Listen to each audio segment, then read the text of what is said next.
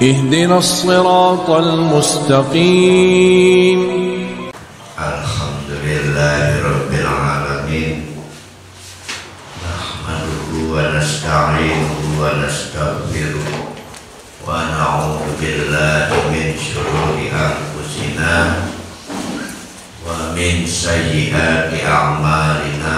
من يهد الله فلا مضل له ومن يضلل فلا هادي له. أشهد أن لا إله إلا الله وأشهد أن محمدا عبده ورسوله لا نبي بعده. Nah, kita akan melengkapi pada hari ini yang paling penting. Kalau yang paling penting 3 hari lalu, yaitu kepastian adanya rezeki, dan itu menyebabkan posisi kita serba berketergantungan kepada Allah sebagai pemberi rezeki. Nah, sekarang paling penting kedua, padahal kemarin juga sudah sangat dahsyat, namanya istighfar. Nah, hari ini kita akan ungkap bahwa di luar istighfar sebetulnya yang paling penting itu namanya afuwun, maaf dari Allah. Paling penting itu adalah afuwun, maaf dari Allah.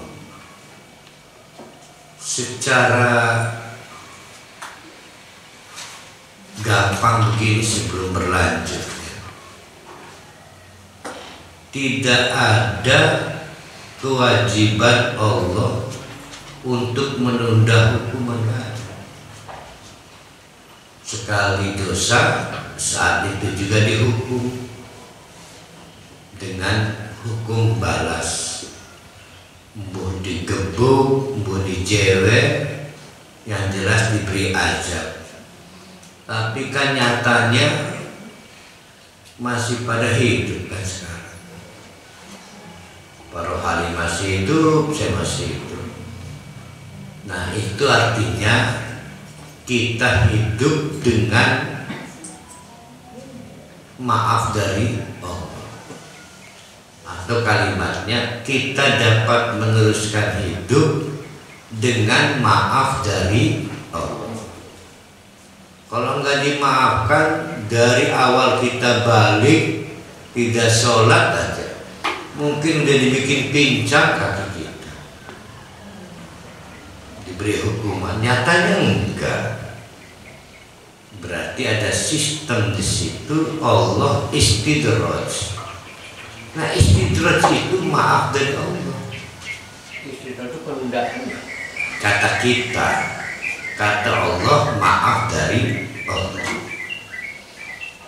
Bayangkan kalau tidak ada istidraj, mungkin Pak Suratin tangannya udah dibikin bengkok, saya dibikin nggak bisa jalan. Suka-suka Allah menghukum. Nyatanya Pak Tisna masih lengkap anggota tubuh. Dan yang aneh lagi, ini kita orang Islam yang kafir masih bisa ngunyah makanan, menelan minuman, masih bisa bikin anak, rumah yang ditinggali gak roboh. Kan aneh kan? Padahal tidak ada larangan Allah tidak menjalankan hukumnya. Nah, berarti ada maaf. Itu masih awal nih, masih preambul. Dengan logika itu berarti ada dua yang sifatnya fundamen tidak dapat dihindari. Kalau istilah kebutuhan ada primer, sekunder, tersier, maka ini super primer. Itu Pertama, kebutuhan yang nggak bisa ditawar ini ya. Kita mulai dari sini aja. Kebutuhan fundamen. Pertama, kepastian rezeki. Rizki. Kedua, kepastian maaf dari Allah.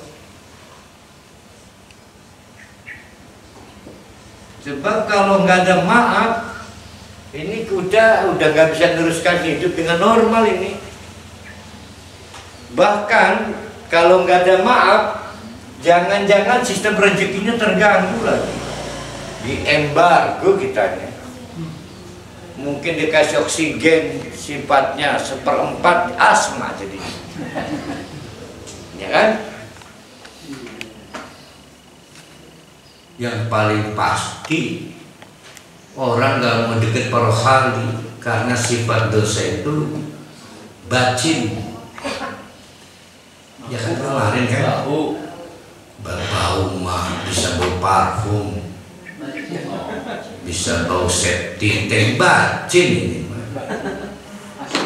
Bacin itu sebenarnya buat apa bacin itu ya? Membaca pesantrennya bacin kali. Iya. Bukan gitu. Badak gitu.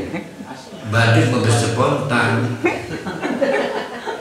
Bacin kumpulan dari selokan air kencing. Bacin mah nggak mau pakai Rexona ngedeketi para wali orang. Bacin. Nah Allah merahasiakan baunya para wali saya, bapak-bapak, ibu-ibu. Kan nggak mungkin nggak punya dosa kan? Bahkan kegedean dosa kita. Oh bacin ini nggak keturunan. Saking sayangnya Allah nanti nggak bisa belajar, nggak bisa pengajian, arisan nggak bisa, naik angkot nggak bisa, mau berhenti di lampu merah ditangkap polisi karena ngeganggu yang lain. Nah maka sifat dosa itu dirahasiakan oleh Allah. Kata Allah, dosamu adalah rahasia aku dengan kamu. Nah itu yang disebut dengan prinsip dasar afun.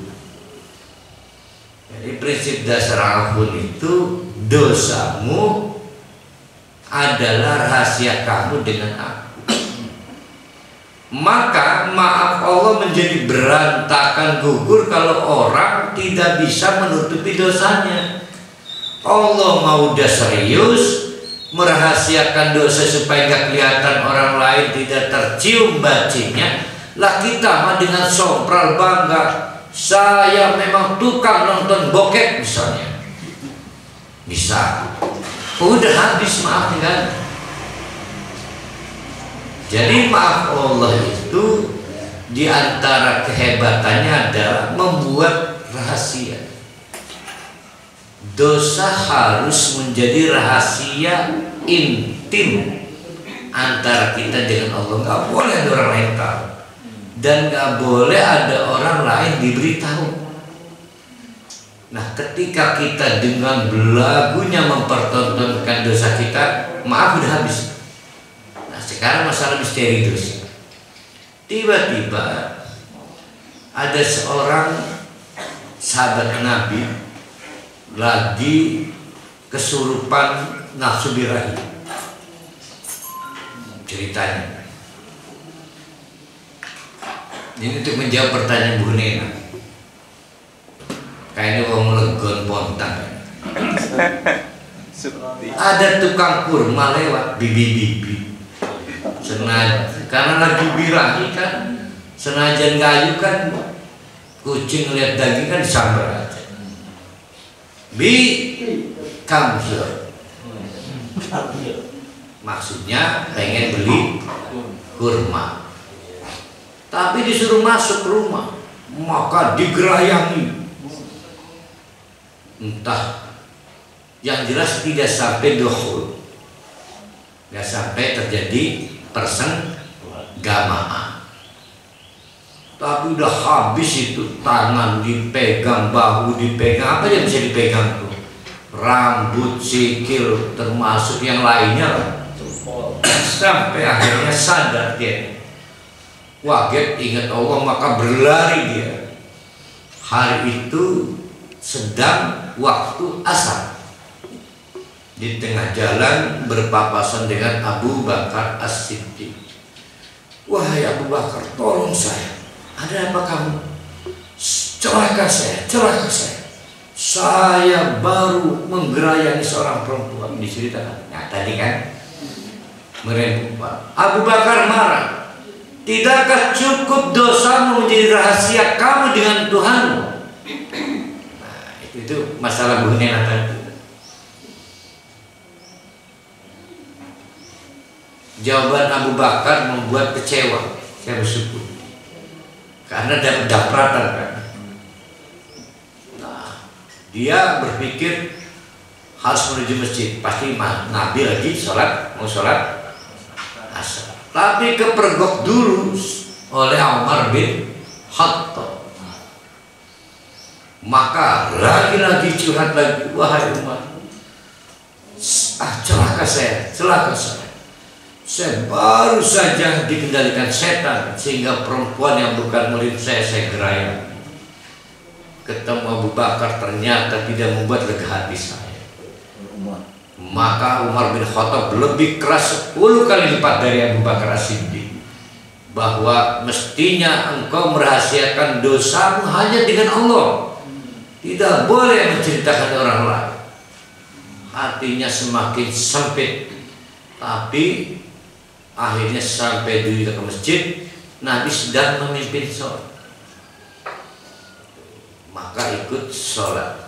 Malaikat Jibril turun membawa wahyu kepada Nabi Muhammad Sallallahu Alaihi Wasallam. Sebenarnya materi kan? Iya pun baca. Lagi prolog ya Bu Nena. Maka turunlah, saya lupa surat An-Nur 22 atau berapa lah, yang isinya adalah orang yang mengerjakan sholat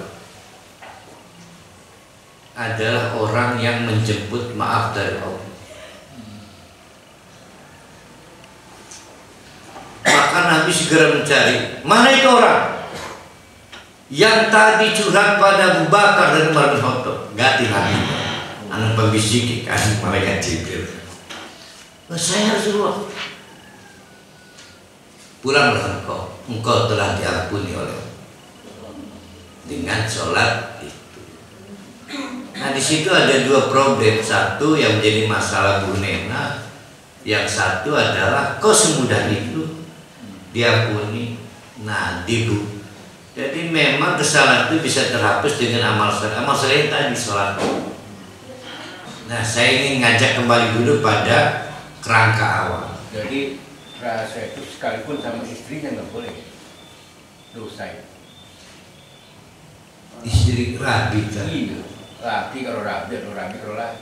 Kan urusannya kita dengan Allah, rabi kan manusia. Oh, iya berarti nggak boleh. Tidak ada yang istimewa di luar diri kita kecuali Allah. Senajan rabi, benar rabi mana buo. Iya. Nah saya mau kembali lagi ke prolog. Jadi kita itu berketergantungan tetap pada dua aspek, yang dua-duanya tidak ada marketplace-nya, penyediaannya kecuali Allah. Yang pertama adalah kepastian rezeki, yang kedua adalah kepastian tersedianya maaf dari Allah. Rezeki ini menjadi momok penting kita bisa bertahan hidup, mengelola hidup di dunia dengan kebaikan Allah berupa rezeki. Maka bagi orang beriman, terganggunya hubungan dengan Allah, renggang, dan di bawah ancaman suhtu, kemarahan Allah, itu nggak akan bisa kita tolerir. Tapi Allah itu Maha Pemaaf. Di antara bentuk Maha Pemaaf Allah adalah membuka pintu taubat. Nah, taubat itu namanya normalisasi hubungan dengan Allah, supaya kepastian rezeki, karena rezeki bagi kita kan bukan aspek jasmani saja, juga aspek qalbiyah, menyangkut iman, hidayah, amal soleh, juga ilmu yang bermanfaat. Bagi orang kafir, rezeki itu ya sebatas jasmania. Bagi kita, jasmania gak perlu dijemput rezekinya dengan sholat, dengan taat, itu mah given, karena Allah Maha Rahman. Yang kita ngeri Allah marah, maka diembargo rezeki kita yang qalbiyah, hilang iman, hilang hidayah, ilmu yang bermanfaat dicabut, jadi ilmunya tidak bermanfaat, amal solehnya dicabut, jadi amalnya tidak soleh. Kan ngeri, Pak. Yang kedua adalah berketergantungan tetap pada maaf Allah. Nah, yang akan kita kaji adalah soal maaf. Bapak-bapak, ibu-ibu, apa maaf itu? Maaf yang paling sempurna adalah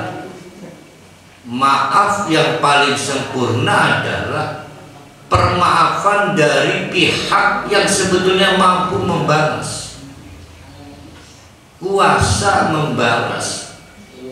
Ditabok sebetulnya bisa nabok balik.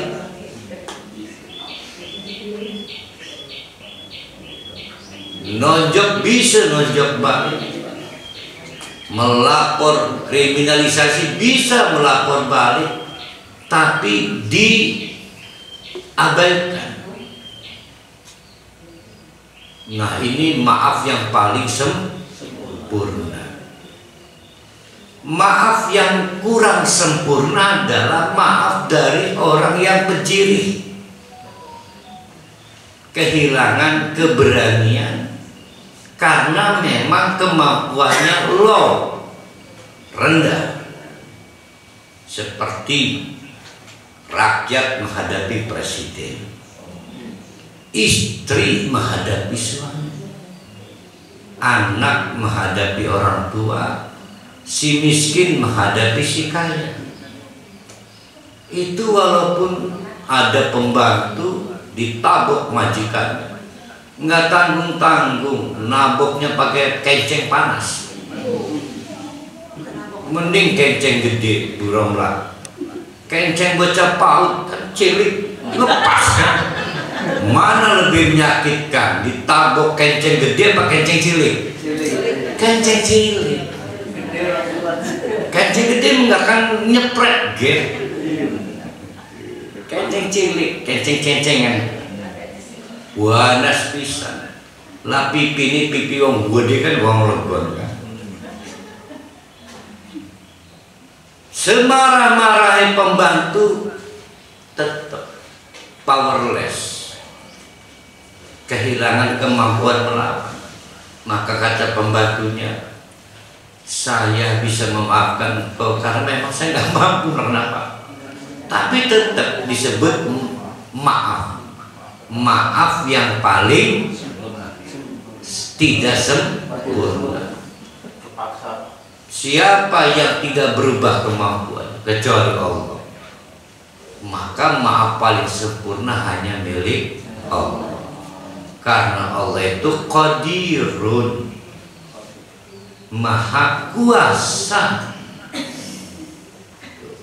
Tidak ada yang bisa menghalangi peraturan pasal manapun, undang-undang dimanapun. Allah dilarang azab, gak ada.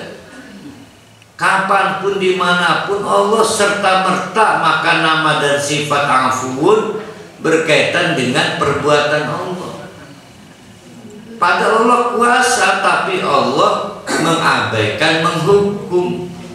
maka Allah disebut afu, ya, maha pemberi maaf, dan nggak ada lawannya, nggak ada lawan. Ya. Kebayang nggak kok? Sekali nggak sholat, kita dibikin juli matanya. Tapi nggak dibikin juli kita. Berkali-kali malah. Lain. Memang dilarang Allah menghukum kita.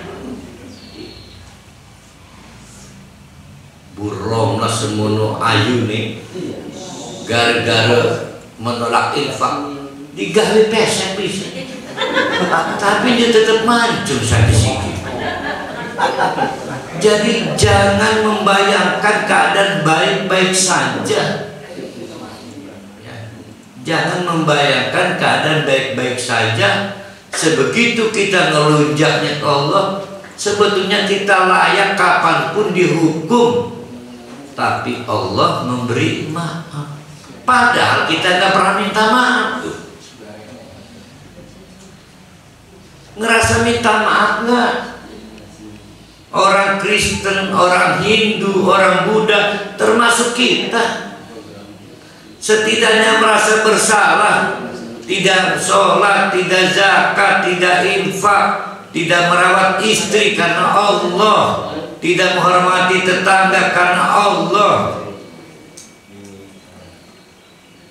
tidak merasa bersalah, nyatanya tidak juga diazab Allah. Bagi yang tahu hukuman Allah bisa kapanpun datang, maka sebetulnya hidup ini nggak baik-baik saja. Jadi kita sangat berkebutuhan pada apa yang disebut maaf dari Allah, karena pengen kita hidup normal, tangan utuh, kaki utuh, mata utuh. Padahal Allah Maha Qadirun. Qadirun Allah itu tidak punya hati. Nah, Allah jadi hati.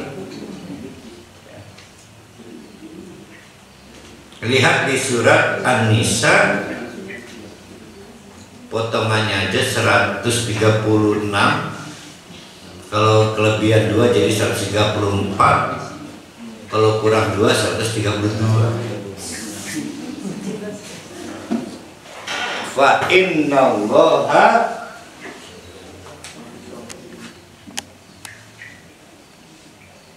harus mulai kan kenalan spidol itu.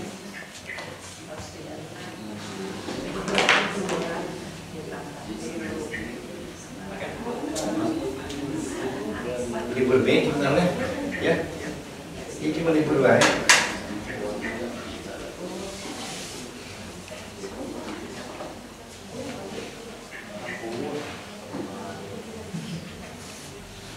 Pahami qadirunnya ini yang penting nih.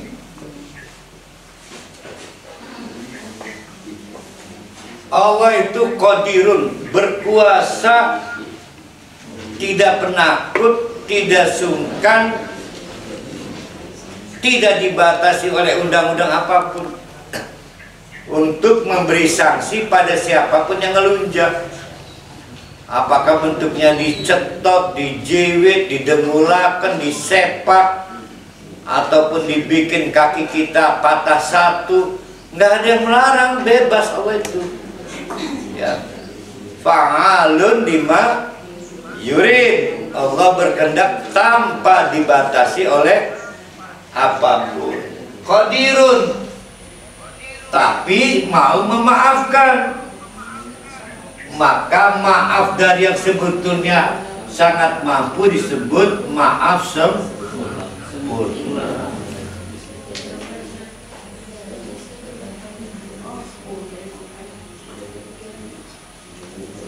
Tapi selalu di luar Allah, maafnya tidak pernah bisa sempurna. Pun maafnya lahir batin ya. Nah, nanti kita bahas itu. Lahirnya di mana, batinnya di mana, kadang-kadang udah nyambung.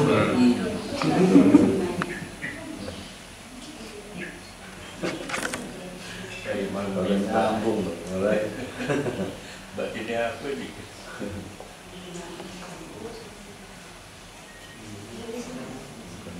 Tidak jauh dari ayat di surat yang sama Nisa ayat 96, Allah mengkawinkan sifat afuun dengan ghafurun. Ya, ini An-Nisa 130. Berapa ketemunya nih? 33. Hah, udah pindah? Tadi 96 disebut. Nah, diganti bilang. Wahana Qadir dari Qadir.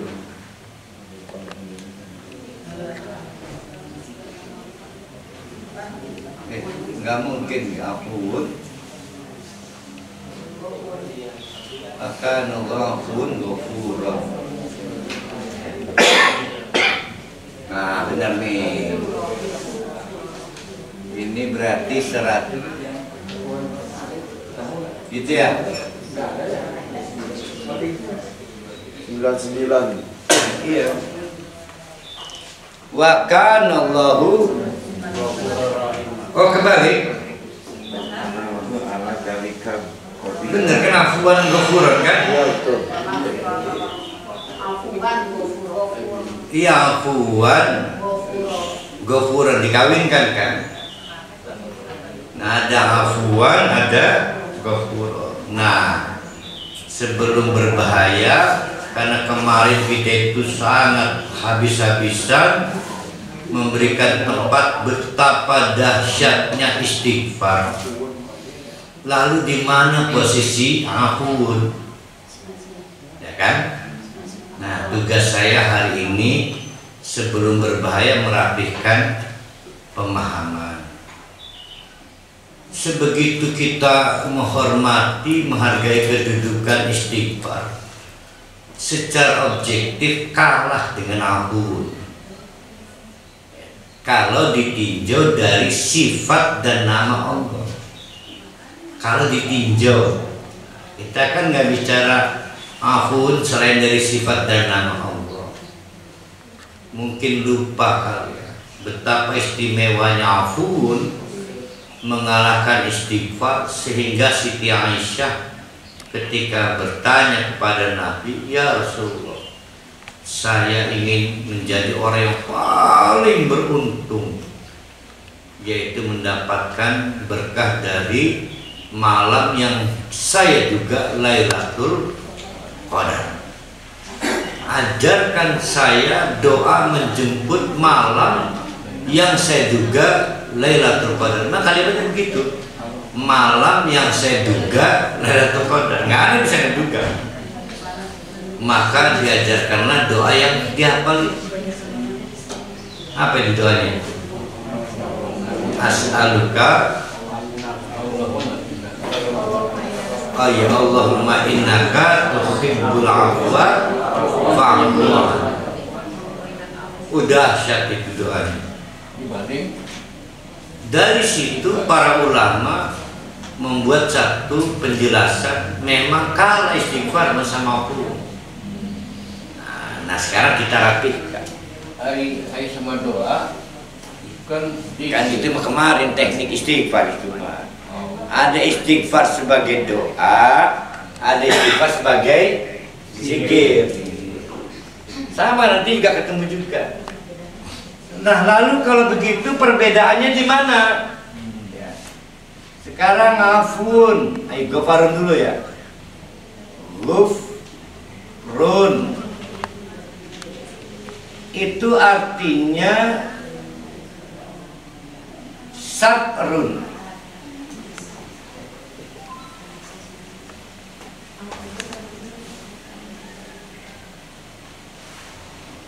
Juga artinya menutup kan? Kafrun.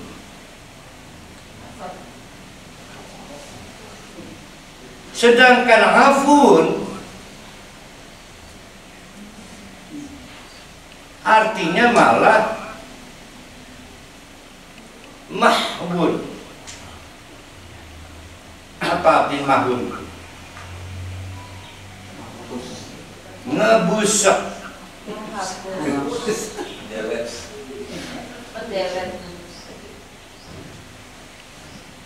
Bahasa Serangnya erasut. Ini menutup dan merahasiakan. Jadi gagasan Ghafar itu pertama adalah Allah ingin hubungan kita dengan orang baik-baik saja, tidak terganggu bau busuk dari dosa kita, dan tidak terganggu dampak psikosomatik yang ditimbulkan dosa pada tubuh kita. Misal dibikin juling, yang kata orang juling ya pasti tukang fitnah, jadi enak kan. Kalau jerawat 3 tukang gibah, susah. Jadi bulan-bulanan nanti. Maka Allah satarohu, kata Allah, cuma saya yang tahu dosa kamu. Orang lain nggak boleh tahu dan nggak boleh mencium baunya. Kemarin bau bacin, nggak boleh. Itulah konsep Ghafar. Allah sangat kasihan ke kita, takut hubungan relasi sosial kita terganggu. Kerja di kantor nggak enak, bau, mending bau badan, ada reksornya. Barang bau dosa, bau kedoliman, aduh, belum lagi kalau musyrik, kayak apa kan bunyi-bunyi, kayak ini wong sekilo radiasinya badai gitu. Mungkin orang sampai nggak bisa tidur.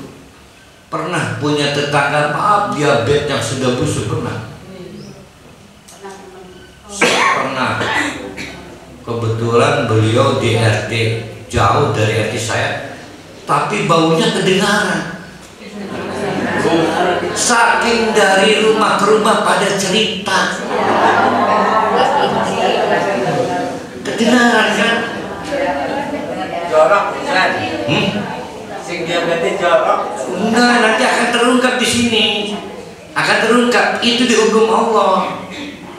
Dibaukan oleh Allah, tapi dihukum Allah. Satarnya kebuka. Jadi pada dasarnya bapak-bapak, ibu-ibu, tanpa memohon kepada Allah itu sayang, ngerunyani, sehingga bisa belanja ke warung, bisa ke kantor, bisa naik angkot bar. Maka semua, saya tahu kamu nggak sholat tapi cukup sental. Kita rahasiakannya, titip jangan dibuka-buka. Tapi ternyata ada yang bau, berarti dicabut penutupnya oleh Allah. Pada dasarnya kamu mohon tidak. Nah, itu disebut Ghafar. Berarti catatannya masih ada enggak? Dosanya masih ada enggak? Hanya dirahasiakan. Para hari selingkuh, kata Allah, tenang, saya doang yang tahu dengan para hari. Istri nggak akan tahu. Itu namanya Ghafar. Nah, menjadi istimewa ketika kita menempuh taubat dengan istighfar. Jadi Ghafar itu layanan Allah, lahir dari sifat dan nama Allah Ar-Rahman, supaya orang hidup di dunia dengan nyaman, membangun relasi sosial. Itu kalau nggak dimaafkan, kasihan orang Kristen bau, orang Buddha bau, orang Islam lebih bau lagi. Udah Islam nggak mau zakat, lebih bau lagi. Tapi kan Allah merunyani. Namun kita menggunakan istighfar tidak hanya given dari Allah, tapi kita memohon normalisasi hubungan dengan Allah melalui mekanisme taubat itu, maka kita tempuh istighfar. Nah, itu satu ya. Catatannya nggak berubah. Tetap kalau kita dihisab, kata Allah kamu tidak sholat 1 juta kali, nggak berubah. Kita nyebutnya istidraj. Jadi istidraj itu bagian dari kebaikan Allah yang bernama Ghafar. Ya, termasuk nama umumnya maaf. Ada yang kadang-kadang tanda petik negatif pada istidraj. Kamu belum aja diajak. Ini istidraj, nah memang kebaikan Allah. Allah itu menunda sebab kasihan ke kita. Kasihan, masih butuh tangan, kaki, mata, ginjal. Padahal Allah bisa suka-suka membuat itu semua tidak berfungsi karena sanksi. Nah, sedangkan afun itu mahwun, menghapus.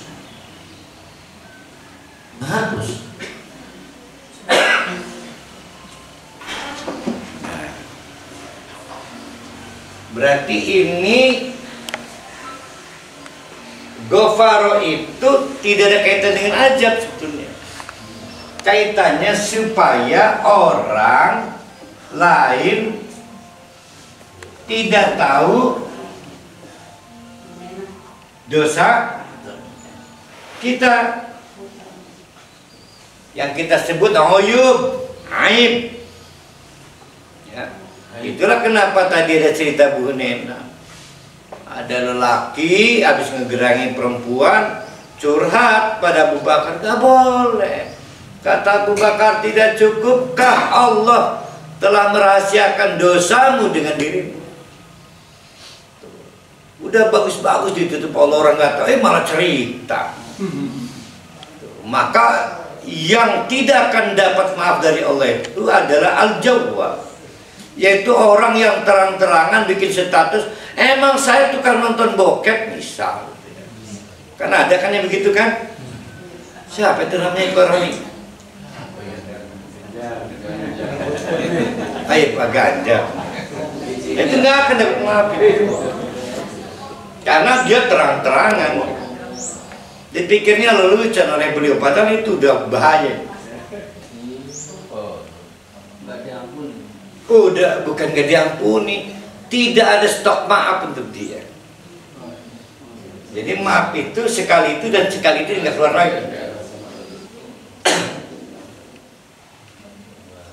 Jadi sataro membuat dosa itu rahasia. Contoh gini, siapa yang tahu kalau para wali lagi ngebatin ke saya? Siapa yang tahu? Nggak tahu kan? Cukup Allah merahasiakan. Kalau Allah mau, Allah ngutus malaikat. Nar. Perunggur orang ngomong, apa pun dari tahu. Tapi kan nggak dilakukan Allah kan? Apalagi yang para wali nggak sholat. Emang Pak Tata tahu? Nggak tahu kan? Kalau Allah mau bisa dibocorin. Oleh Allah juga cukup dengan anaknya Rafael Alun kebongkar kok. Ya kan? Apalagi cuma ini. Nah, Allah itu membuat itu menjadi rahasia. Karena menjadi rahasia, curhat dong mama itu nggak boleh. Ya mungkin maksudnya bukan curhat kali, tanya dong mama kali. Iya mama jadi maksudnya tanya dong mama. Titip ya, artinya curhat itu sebetulnya selain darurat sebagaimana cerita Bu Nena, sebenarnya terlarang. Jadi harus ada prinsip-prinsip saintifiknya lah. Yang kedua, kaf kufrun, berkaitan dengan mata. Bisa jadi maling kepergok dibikin gak kepergok lagi, dibikin gak kelihatan orang. Iya, Allah ini mah lagi menutupi dari pandangan orang. Istri kita itu jijik lihat kita kalau tahu keburukan kita, tapi nyatanya demen baik. Oh iya. Wah, ini mah curhatnya Bu Dewi tuh. Sementara saya punya yang lain, saya mah lelaki kan. Berani tak? Itu masalah.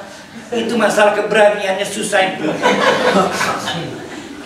Kurang istighfar Ustaz. Bukan keberanian, kekuatan.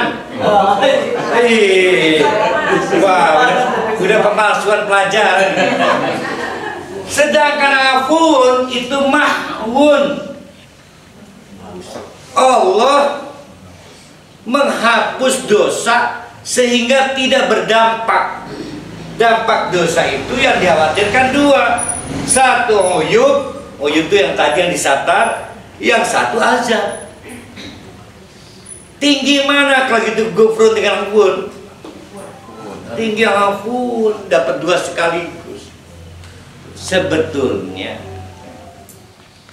tapi rupanya sulit minta maaf itu lebih mudah istighfar. Nanti kita lihat di belakang ya.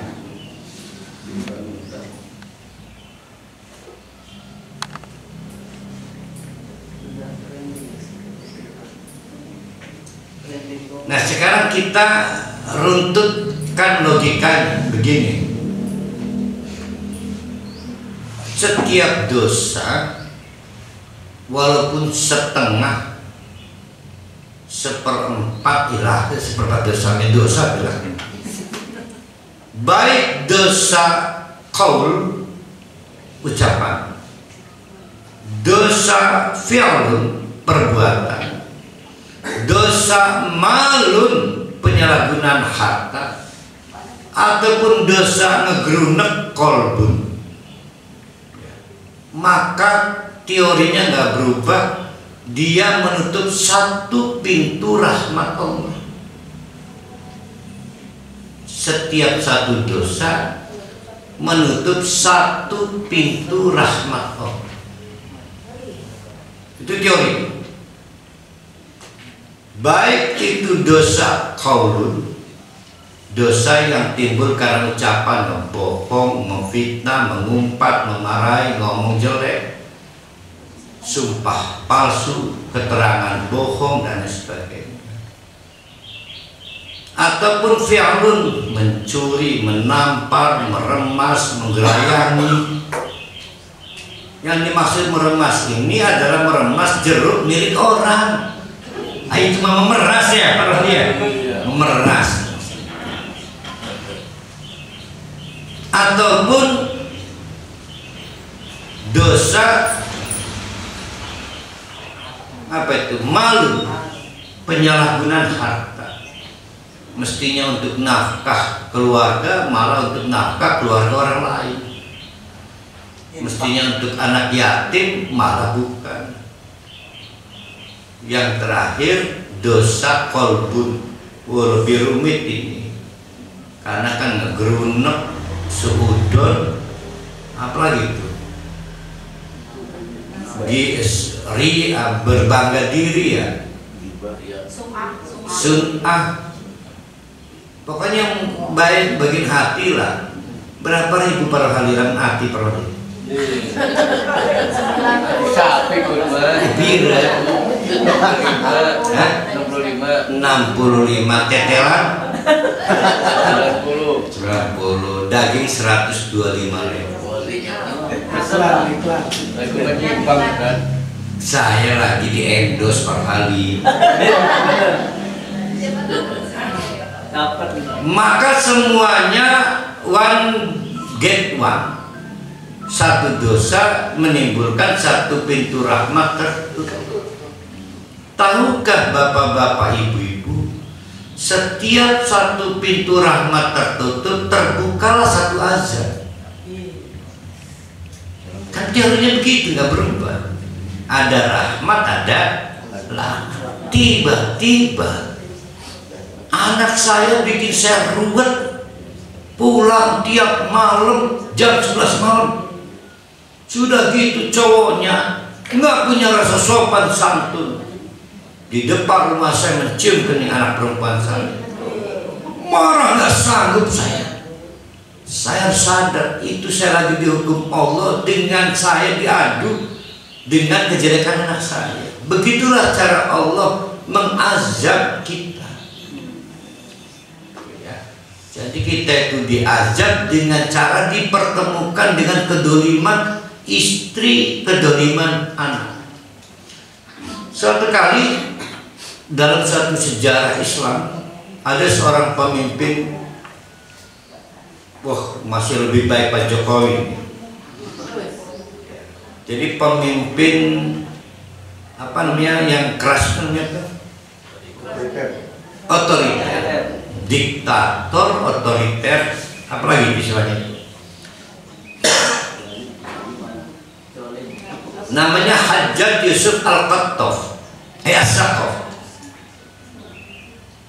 Maka datanglah rakyatnya kepada ulama setempat, namanya Imam Al-Hasan Al-Basri. Syekh, kenapa kami harus semenderita ini? Memiliki pemimpin yang otoriter, kejam, bengis, kami kesulitan bertauhid kepada Allah. Kata Hasan Basri, Allah sedang menghukum kalian rakyat dengan pemimpin yang zalim. Jadi memang Allah itu mempertemukan hukuman dengan kedoliman orang. Padahal kalau Allah mau, Allah punya rasa kasihan ke saya, maka saya dibuat gak pernah lihat anak saya pulang malam. Mungkin saya dibikin tidur sore. Saya nggak perlu melihat cowoknya nurunkan anak saya, mengecup keningnya, bisa. Tapi saya dibikin sejak sore ngelihat anak saya nonton, luar biasa. Nah, ketika Allah membuat saya tidur sore lagi dimaafkan. Ketika Allah memperlihatkan hati saya terganggu, nggak bisa tidur, oh kesel, jengkel, itu tahu nggak kita lagi dihukum Allah? Nah, itulah sistemnya. Jadi mana lebih banyak Allah sayang pada kita atau Allah menghukum kita sebenarnya? Lebih banyak sayang. Cuma kita lupa. Biasa masalah rumah tangga. Padahal Allah lagi menghukum kita. Kok bisa kemarin, kenapa enggak? Satu pintu rahmat tertutup, maka pintu azab satu terbuka. Dia kayak efek domino aja dia. Ketika satu pintu azab terbuka, tinggal Allah nendang. Nah, urusan Allah nendang jangan disuruh-suruh itu mah. Wallahu fa'alun lima. Jadi semua maunya Allah, tapi apapun ceritanya pintu azab kebuka. Pilih mana, pintu azab kebuka apa pintu azab tertutup? Kan tertutup, pasti Allah gak akan nendang kan. Kalau pintu azab terbuka maka tinggal kapan pun nendang. Kalau begitu berapa pintu rahmat tertutup? Sebanyak itu dosa kita. Maka dalam teori dasar nanti lanjutannya adalah setiap amal soleh maka menutup satu pintu aja. Setiap satu amal soleh, namanya amal soleh penghapus dosa. Menarik kan? Jadi udag-udagan dari arah kanan amal soleh penghapus dosa nutupi pintu azab, dari arah kiri dosa kita ngebuka pintu azab karena rahmat, pintu rahmat ditutup. Terus aja gitu tuh. Lah kepegel itu. Tapi ukuran amal solehnya yang menutup itu berapa nilai? Kan tadi contohnya, oh Pak Jesurnya masih nyakli mobil ya. Jadi ada orang habis melakukan pelecehan seksual, tiba-tiba belum sampai persenggaman sadar perasaan bersalahnya membumbung tinggi, maka berlari Di pikirannya ini waktu asar pasti ketemu Nabi di masjid. Di tengah jalan ketemu Abu Bakar, curhat, dimarahin Abu Bakar. Gak boleh curhat, itu rahasia antara kamu dengan Allah. Ketemu Umar bin Khattab apes lagi 10 kali lipat dimarahi. Sampai akhirnya gembira ngelihat Nabi mimpin sholat, ikut sholat. Nah, Allah nyuruh malaikat Jibril datang bahwa orang sholat itu adalah penghapus dosa. Jadi sholat itu adalah amal penghapus dosa. Menarik kan? Jadi nggak ada sholat balap ya? Sholat Balap. sholat tobat kali. Mungkin maksudnya begini, sholat sunnah karena pengen mampus dosa kali. Cuma pengen keren arane, mendingan tolak miskin. Jadi kesimpulannya boleh jadi Allah melibatkan orang-orang dolim untuk merepotkan hidup kita, membuat kita terganggu kenyamanan hidup kita. Yang justru orang-orang dolim itu bukan orang lain, anak istri, sebagai bentuk hukuman.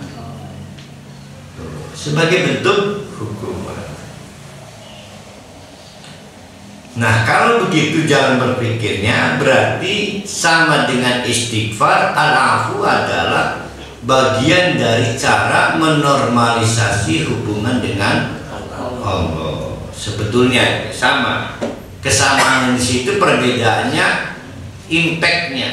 Kalau istighfar sekadar orang tidak tahu dosa kita, sekadar orang tidak bisa mencium bau busuk dari dosa kita. Tapi kalau afuun itu terhapus. Suatu cerita, seorang hamba datang menghadap Allah, dihisab, maka dia menerima Alkitabah, catatan dari Allah. Kaget, Allah, kok saya pernah nampak istri gak ada di sini? Saya ingat bener nih, ini nomor 3 istri saya. Sudah saya hapus dengan maafkan. Jadi beberapa dosa sebelum kita meninggal terhapus. Artinya afun itu menghapus catatan. Ujiannya mengingat benar itu. Kok bisa ya? Nggak diminta tapi dimaafkan. Karena sholatnya itu. Karena dia melakukan amal soleh penghapus dosa. Padahal dosanya nggak disebut. Menarik.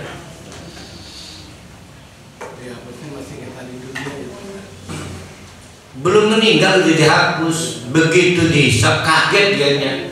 Perasaan mestinya ada ini.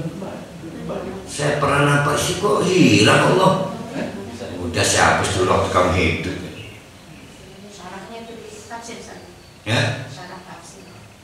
Di hadis cerita Nabi.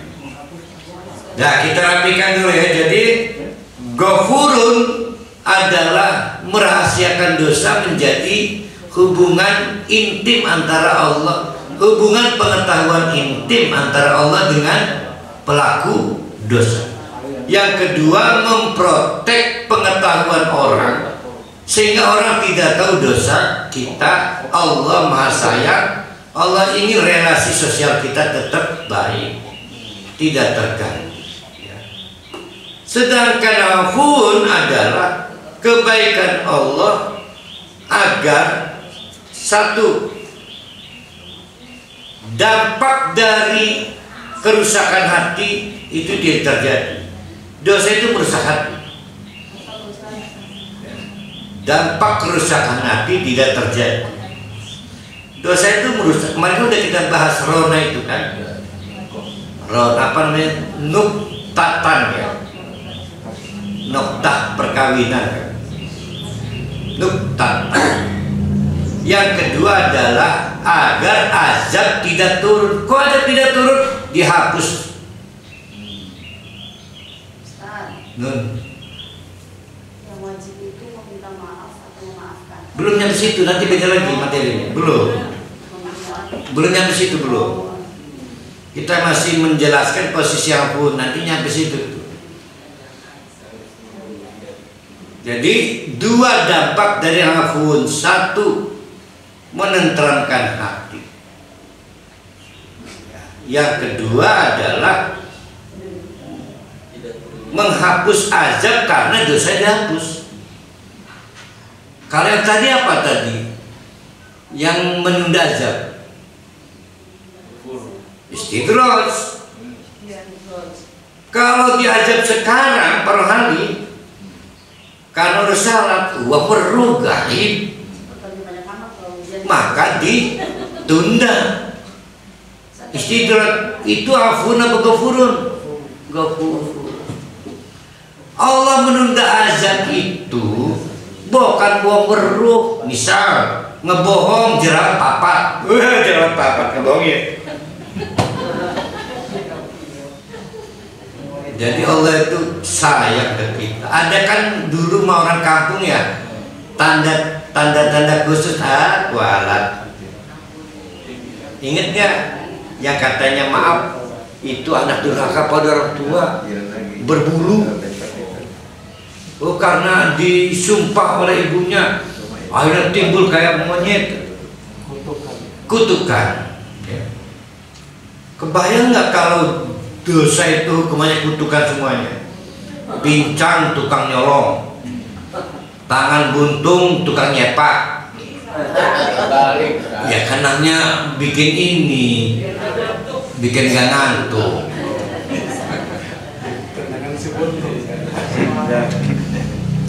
Nah sekarang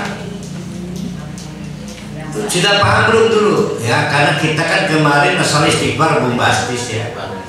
Sekarang ngafur ya gini, bayangkan tanpa ampunan dan maaf dari Allah, maka hukuman terjadi sekarang. Salah satu bentuk hukumannya adalah Allah melibatkan orang zalim mengganggu hidup kita. Tapi nyatanya enggak. Artinya Allah terus menerus mengampuni, memaafkan, kendati pun kita tidak istighfar dan tidak meminta maaf. Sebenarnya tadi arahnya Bune. Jadi dalam kasus kata Hasan Al-Basri, ada seorang suami dibikin riweuh oleh istrinya. Biasanya mah enggak. Maka kata Hasan Basri, sadarilah si suami itu lagi dihukum oleh Allah. Karena satu dosa tertutuplah satu pintu rahmat dan bukalah satu pintu azab. Azabnya adalah diperlihatkan oleh Allah kedoliman, kejahatan istrinya. Dulunya juga dia jahat tapi nggak pernah kelihatan. Lihat istri jelek itu petaka buat suami. Jelek dikawin. Kan akhirnya jelek. Waktu dikawin mah. Bapak-bapak ibu tahu kejelekan suami itu enak, itu hukuman dari Allah. Tapi Allah itu baik, maka ibu-ibu lebih banyak gak tahu jeleknya suami. Bukan saking suaminya pinter, bukan. Allah sayang ke para istri, maka istri dibuat nyaman tidur pada suaminya mah. Ya hanya Allah yang tahu banyak dosanya gitu. Pahamilah betapa afun itu mahal. Nah sekarang posisi kita nih sudah tahu kebenaran kita, maaf ya. Oleh karena itu ya,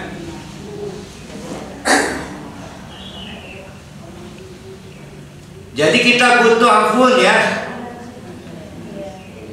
Oleh karena itu perbaiki hubungan dengan Allah baik melalui istighfar maupun melalui permohonan maaf. Nah ini belajarnya yang menjawab nih.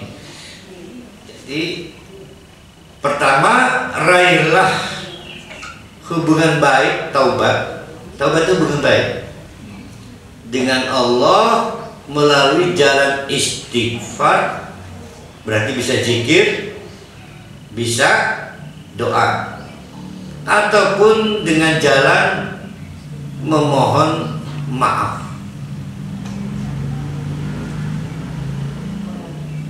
Kalau dilihat dari definisi awal, maka taubat yang nasuhan ada di fa'fu an. Kalau lihat yang di yang kedua, ini prosedur normalisasi hubungan dengan Allah. Isilah taubat dengan amal soleh penghapus dosa. Semakin banyak amal soleh penghapus dosa dikerjakan, semakin banyak pintu azab tertutup dan semakin banyak pintu rahmat terbuka. Satu-satunya kita itu terbebas dari hukuman Allah hari ini karena dikeruniai Allah, namanya pintu rahmat.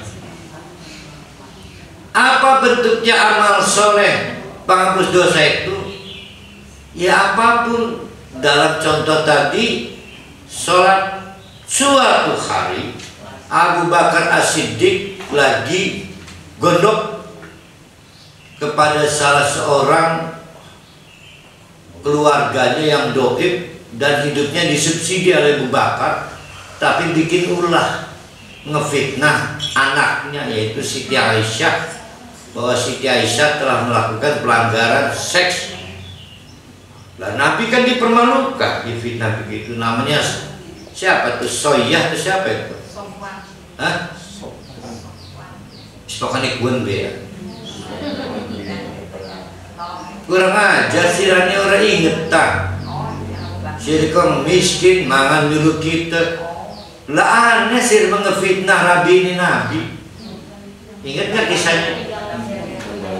Oh gondok bener Abu Bakar. Maka Abu Bakar bersumpah, mulai hari ini jangan panggil aku mama. Bikin filmnya bagus. Karena saya tidak sudi mensubsidi kamu lagi.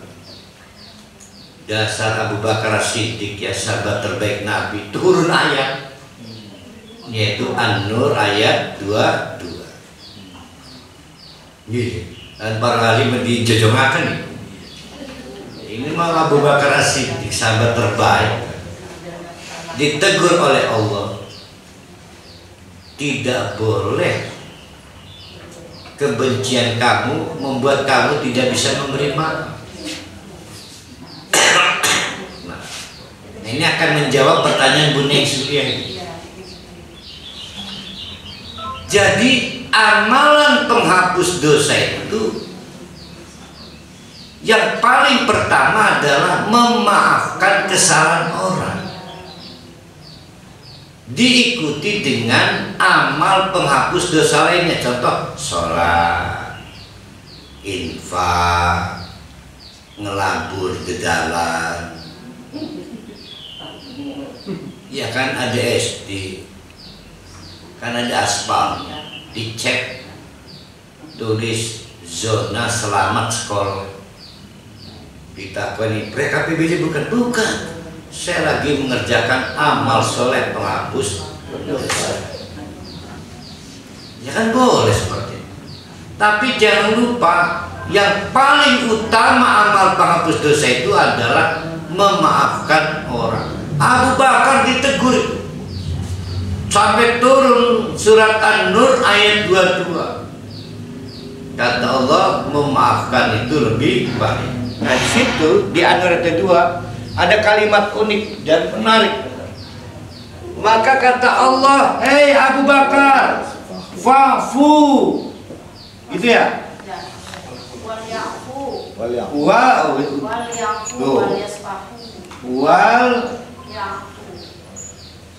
Bukan diganti nih, memang aslinya begini. Bener, bukan diganti, aslinya begini. Ya, wal ya'fu wal yasfahu.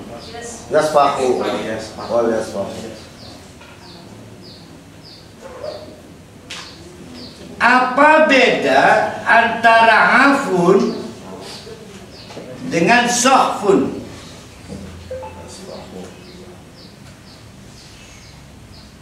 Apa beda antara afun dengan sohfun? Dia sinonim dia. Sinonimku wong wadon. Lanang sinanam.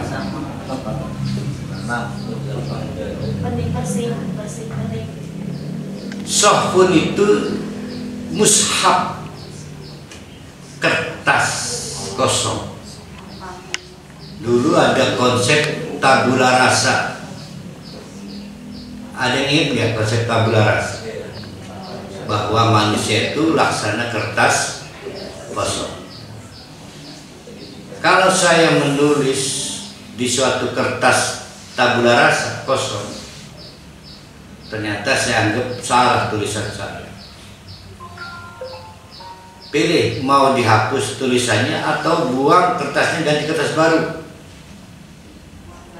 Kalau saya ganti menghapus, memang tulisan nggak terlihat, tapi coba terang pada cahaya, guratan tulisannya masih ada. Kapan waktunya? 20 tahun kemudian garang disimbengnya ciri pernah mekene, katanya udah memaafkan. 20 tahun kemudian diungkap maning, pri gini.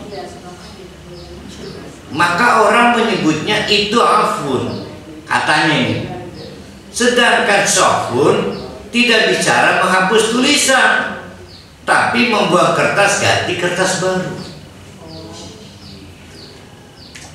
Itu sohfun katanya.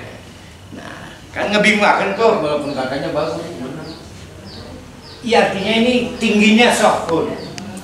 Oleh karena itu dalam konsep kosong-kosong ya, tasofahu yadhabil ghilla an qulubikum. Jabat tangan.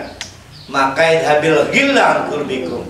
Niscaya gila, sehingga gila itu hilang dari hati kalian. Kan gitu kan? Tidak pakai tangafahu kan? Tapi tasofahu. Jadi ada orang awawu. Ayo salaman. Yadhabil ghilla an qulubikum.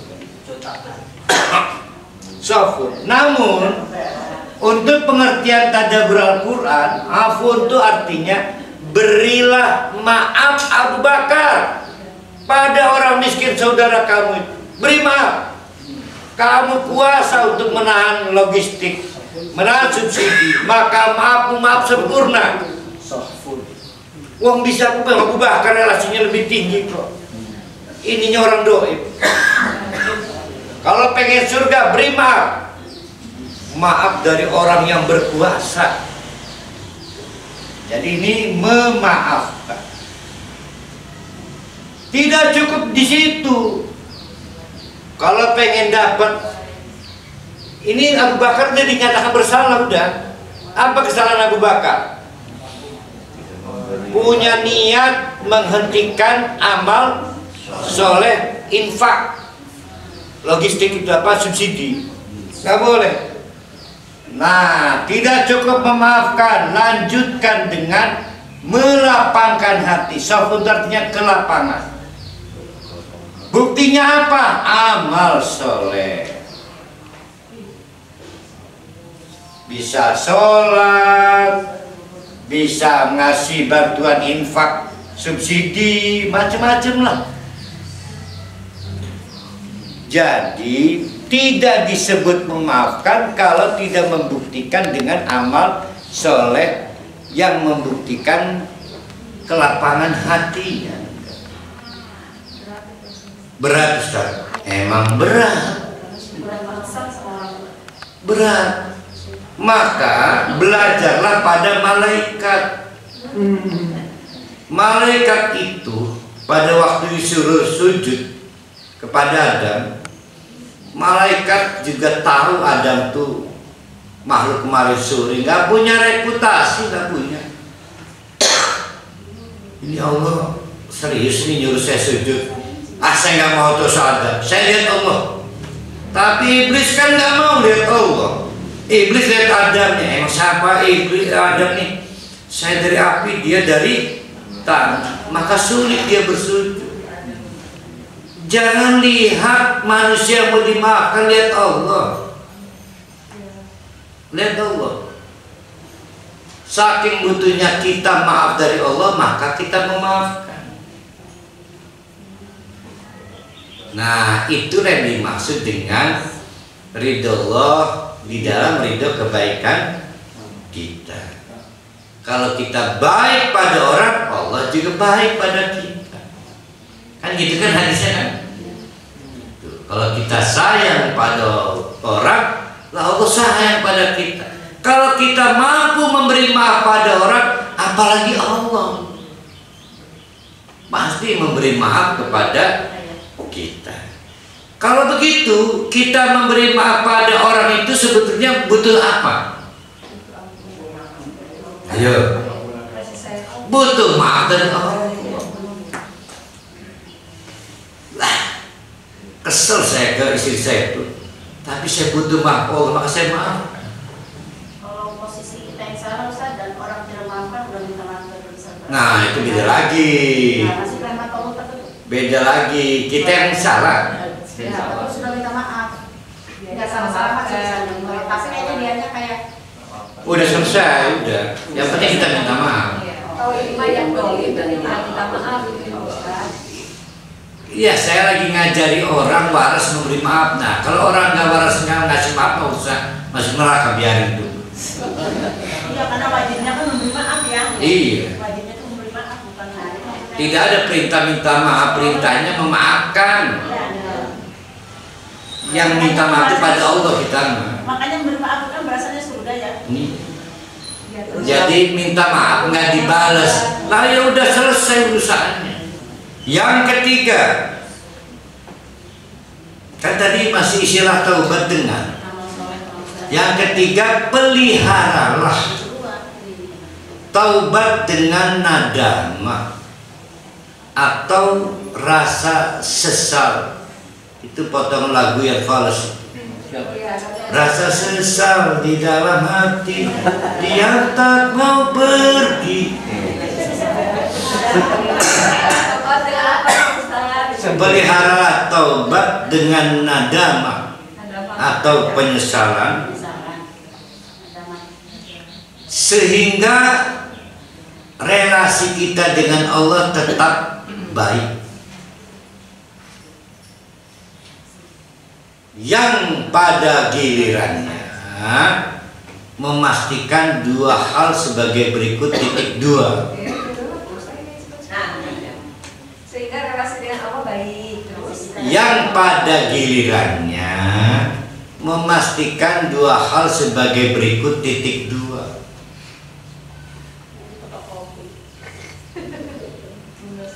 Titik terbukanya senantiasa terbukanya pintu rahmat. Itu yang saya idam-idamkan. Aja diinep. Diinep kenapa? Jangan ditutup. Kita ini nggak layak dapat penghargaan, bukan orang istimewa. Minta dikasihani doang. Yang B titik, terhapusnya hukuman atau azab, atau tertutupnya pintu azab. Jadi nadamah itu adalah bentuk memelihara taubat. Makanya kalau ada pertanyaan taubatnya sampai kapan? Selawasi. Yang selawasi apa? Astagfirullah, bukan penyesalannya. Nyesel bukan. Bukan menyesal. 4, pengais bungsu. Ya berarti 4 ini terakhirnya 5 pengais bungsu. Kuncilah taubat. Kuncilah taubat sebagai penutup hidup kalau ingin husnul khatimah.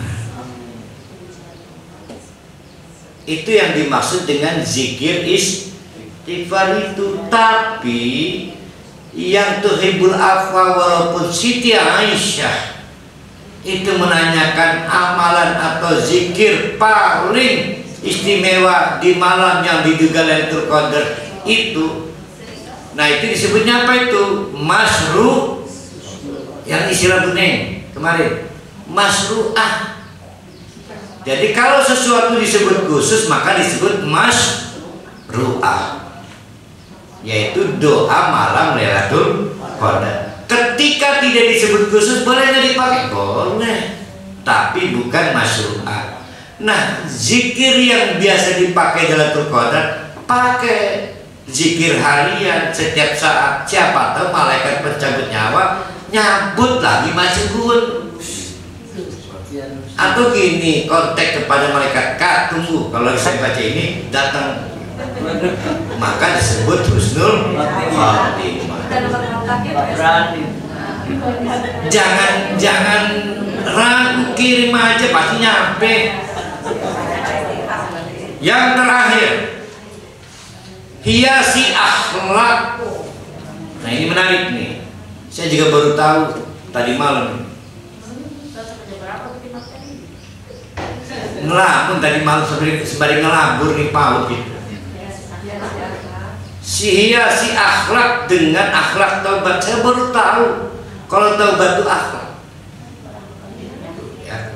Saya dulu berpikir taubat itu action, tindakan. Ternyata dia masuk pada etik, norma. Ya. Menarik benar. Yang action adalah variabel-variabelnya. Jadi menarik kalau kita bahas di Ihya Ulumuddin itu, taubat itu adalah gugusan. Dia adalah etik. Etik itu akhlak. Di dalamnya adalah variabel-variabel menyangkut sejumlah aksi amalan kita hidupnya. Jadi taubat itu bisa disebut amal, bisa disebut akhlak. Maka hiasilah akhlak dengan akhlak taubat. Insya Allah akan timbul pujian dari Allah dengan sebutan Al-Muttaqi, sebagaimana surat Ali Imran ayat 133. Wal afina anin nas. Terus atau yang bertobat terus. Luar biasa. Kalau kita dapat pujian takwa sebagai ahli taubat, ahli pemaaf, luar biasa. Kalau kemarin saya dibocorkan oleh Allah istighfar dapat garansi, kan dapat garansi surga, garansi doang kan. Kalau kita dapat pujian takwa karena pemaaf dan pencari taubat, alat taubat, kita dapat surga langsung. Berarti bukan enggak garansi. Nah, silahkan pilih mau yang cuma garansi atau mau dapat surga. Tapi dari penjelasan hari ini, wasari'u ila magfiratin min rabbikum wa jannatin 'arsa. Terus sampai ayat 4 ayat ya. Nah, itu satu paragraf ya. Nah, bapak-bapak, ibu-ibu, kita akan meninggalkan nama dan sifat Allah yang berkaitan dengan Ghafurun, Ghaffarun, At-Tawwab dan Afuun, pindah ke nama lain yang berkaitan dengan perbuatan Allah. Maka harus kita simpulkan bahwa antara Ghafurun, Afuun berposisi diametral sama dengan rizq. Kita berketergantungan tetap pada rezeki Allah dan kita berketergantungan tetap pada ampunan Allah, permaafan Allah. Kita butuh rezeki, pengen bertahan hidup. Kita butuh maaf, pengen nyaman hidup.